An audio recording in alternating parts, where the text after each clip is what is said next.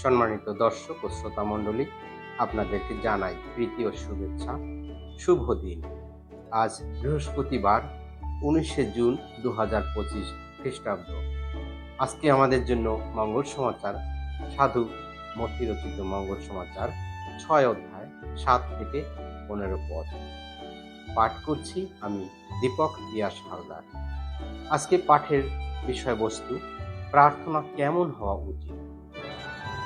প্রার্থনার সময় তোমরা বিধর্মীদের মতো অযথা বেশি কথা বলো না, কারণ তারা মনে করে যে কথার জোরেই তাদের প্রার্থনা পূর্ণ হবে।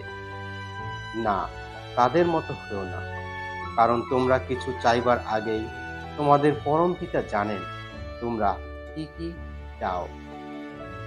তাই তোমাদের এই ধরনের প্রার্থনা করা উচিত। স্বর্গে বিরাজমান হে আমাদের পিতা, তোমার নাম পবিত্র বলে মান্য হোক, তোমার রাজ্য প্রতিষ্ঠিত হোক, তোমার ইচ্ছা স্বর্গে যেমন পূর্ণ হয় তেমনি মর্তেও পূর্ণ হোক।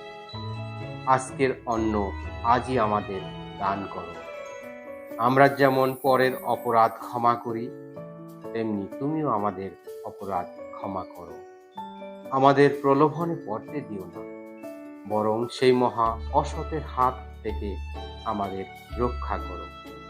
সত্যি, তোমরা যদি পরের অপরাধ ক্ষমা করো, তাহলে স্বর্গে বিরাজমান তোমাদের পিতাও তোমাদের ক্ষমা করবেন।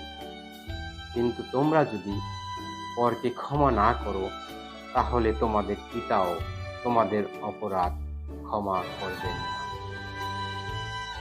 খ্রিস্টের বাণী। খ্রিস্ট প্রভু, তোমার প্রশংসা হোক।